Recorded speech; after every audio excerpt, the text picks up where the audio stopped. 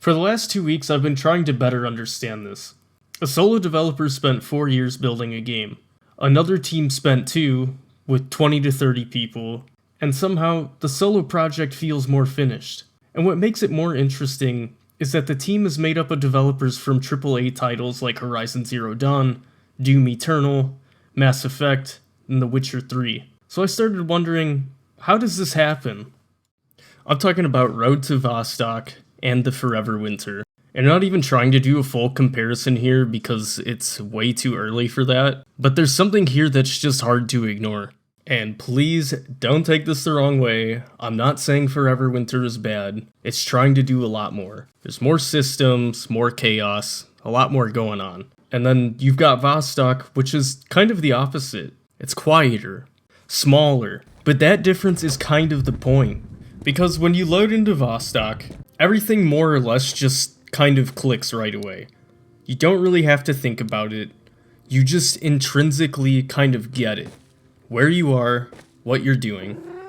There's space. Nothing is fighting for your attention. Then, you go into Forever Winter, and it's not that it's broken, it's just a lot. Like, everything's happening at once. Enemies, systems, pressure, effects. And instead of building tension, it kind of turns into noise. The biggest difference, though, is the loop. In Vostok, you always know what you're doing. You go out, you look for something, you come back, reset. That's it. And it works. It's simple. And that's exactly why it's addictive, because you're not fighting the game to understand it.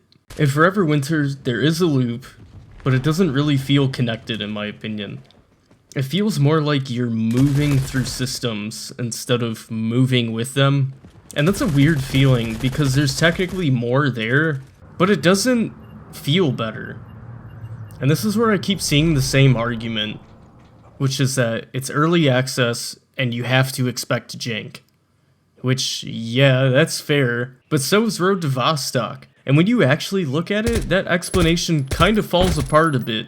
Like, for example, you're sitting in the Vostok safe house, any of them really, uncapped FPS, 200, 300, 400 even sometimes. Then you go in game, and it's just stable. 144 pretty consistently. Then you look at the Forever Winter, and it's way heavier, but doesn't always feel as stable.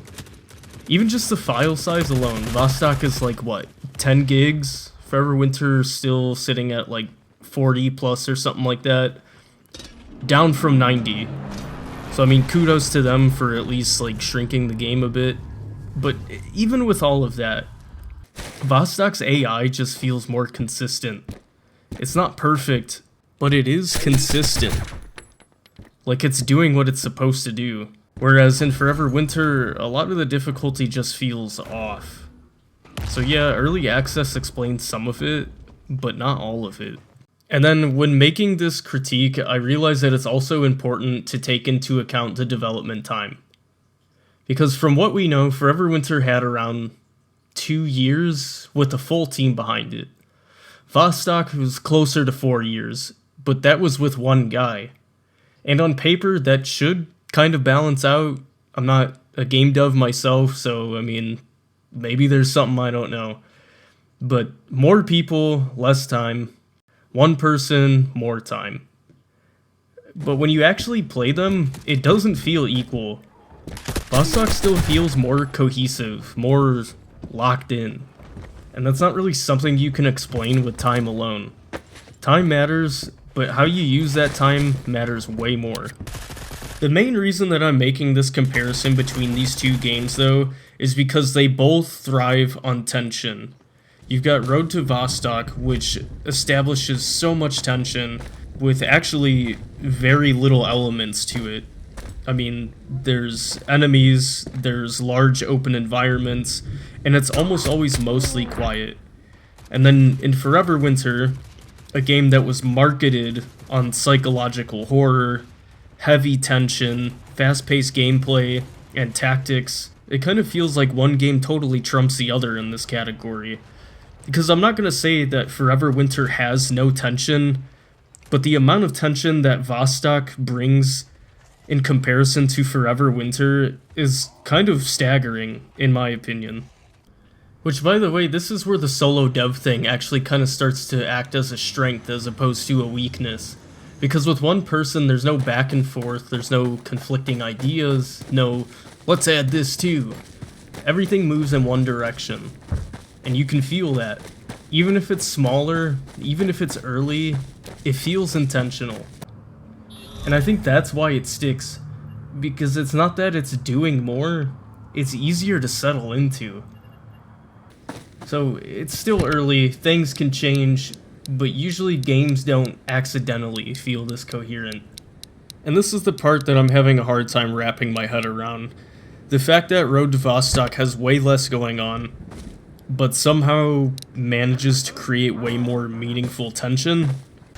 Meanwhile, the Forever Winter has constant pressure, systems, chaos, but somehow it ends up creating less tension while also producing more friction at the same time. And that's such a strange thing to me because I genuinely like both of these games a lot. I've spent most of my free time playing them over the last 6 to 8 months, and honestly, I wouldn't say that I could pick one over the other, but there's just something about the way Vostok is put together that feels more cohesive and intentional. Like, every mechanic, every quiet moment, every empty stretch of space is all connected to the same idea.